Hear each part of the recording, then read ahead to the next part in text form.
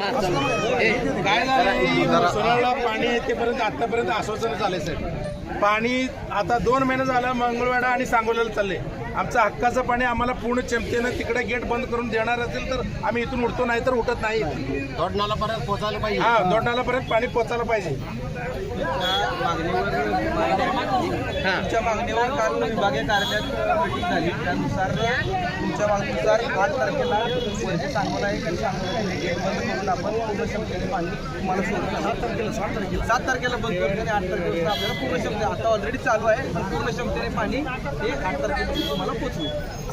पूर्ण झालं नाही. काय झालं आतापर्यंत तुम्ही आश्वासन द्यायचं झाले, आतापर्यंत पाणी आम्हाला 2 वेळा 3 वेळा आम्ही जातो हेल्पट मारले, रस्ता रोकोचं 2 वेळा निवेदन दिले. तोपर्यंत तुम्ही यायचं असं उठवायचं आतापर्यंत झाले. इथून पुढे पाणी नाही आलं तर काय करायला पाहिजे तुम्हीच सांगा.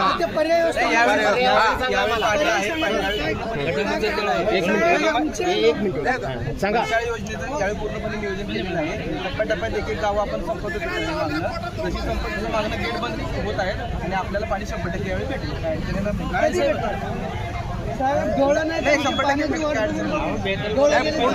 तुम्ही पाणी सोडा.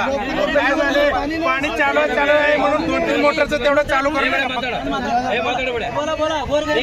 पाणी नाही सोन्याळा गावाला काय. आता 2-3 वेळा आम्हाला खोटी आश्वासनं दिले. पाणी पाहिजे साहेब, आम्हाला प्यायला पाणी नाही, डोळे दिसत नाही. कितीतरी वृद्ध लोक, दिव्यांग लोक आहेत साहेब, गावात जनावर आहे साहेब, जनावर कुठं सोडाय हा मोठा प्रश्न निर्माण झालेला आहे साहेब. त्याचं काय पर्याय तुम्ही सोडून आजच्या आज आम्हाला पाणी भेटायला पाहिजे साहेब. त्या पुढं दोडानाला या ठिकाणी त्या पाण्याचं पोच व्हायला पाहिजे. लोक रोज निवेदन द्यायचं, हे निवेदनाचं काय प्रत्युत्तरच नाही आहे साहेब. मग आमचं वाली कोण आहे? आम्हाला जगायचं का मरायचं आहे तुमचा प्रश्न आहे. जगा म्हणता का मरा म्हणता एवढं आमचं नम्र विनंती साहेब. पाणी आजच्या आज सोडायलाच पाहिजे. सारखा नको आहे. हो हा, एक मिनिट असं उभं जरा बाजू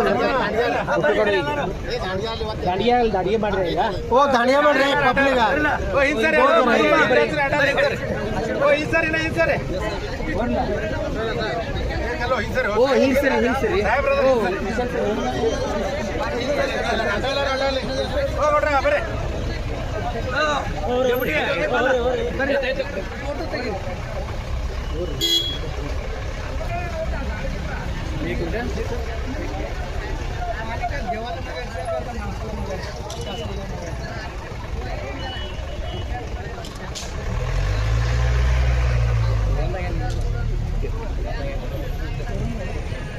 जवळजवळ 6 महिन्यापासून ऑफिसला भेट दिली असता ऑफिसने तुम्हाला पाणी सोडतो 1.5 एकर म्हणतात तर 1.5 काढले.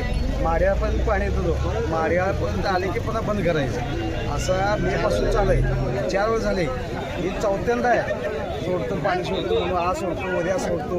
आज सुद्धा लेखी दिले म्हणजे 8 तारीख म्हणलं होतं आम्ही 7 तारखेला सोडतो आश्वासन लेखी दिले. लेखी दिल्यानंतर आपण मोठं माघारी घेतले म्हणतो नाही लोक पाणी सोडून चाललं आहे काय गेले सगळे पोहून. आजच्या आंदोलनातून शासन आणि प्रशासनाला नेमका कोणता संदेश घ्यायचा आहे? शासन काय दुर्लक्ष आहे, लक्ष देत नाही. दुर्लक्षच आहे की शासन दुर्लक्ष आहे. काय माहिती का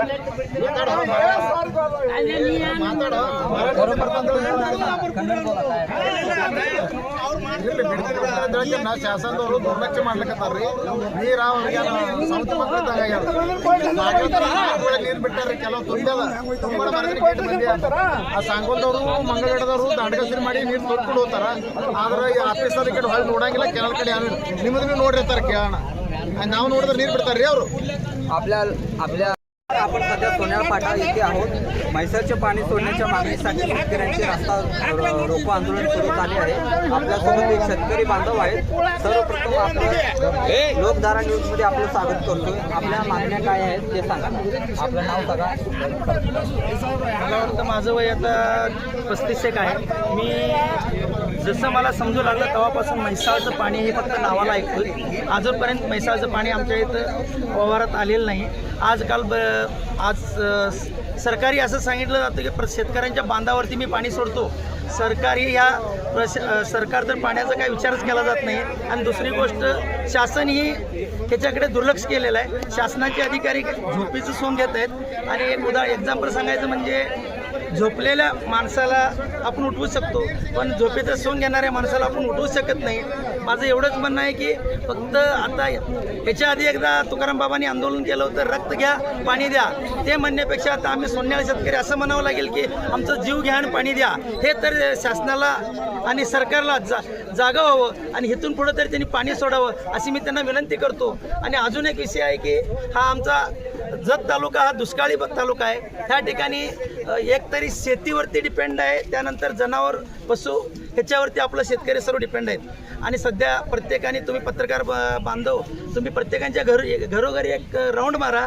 फक्त कुणाला पिण्याचा पाण्याचा प्रश्न आहे, प्यायला पाणी नाही आणि जनावरांना पाणी नाही. एक तरी आमचं जीव वाचवण्यासाठी पाणी द्या, शेतकऱ्यासाठी नाही आहे, जीव वाचवण्यासाठी पाणी द्या असं म्हणून मी म्हैसाळच्या अधिकाऱ्यांना विनंती करतो. आणि जर म्हैसाळच्या अधिकाऱ्यांना कोणता पुढाऱ्यांचा जर दबाव असेल त्यांनी तेही सांगावं आणि आमदार असो खासदार असो त्यांनी याचा उल्लेख करावं. ह्याच्या आधी जतच्या लोकप्रतिनिधींना पण पत्र दिलं गेलं होतं, त्यावेळी पण पाणी सोडले गेलेलं नाही. फक्त आम्हाला शेतकऱ्यांना तोंडाला पानं पुसायची कामं करू नये आणि पाणी सोडण्यात यावं. पाणी जर न सोडल्यास पुढच्या वेळी आम्ही 100% तुम्ही 7 तारीख दिलात रस्त्यावरती बसून आंदोलन करू.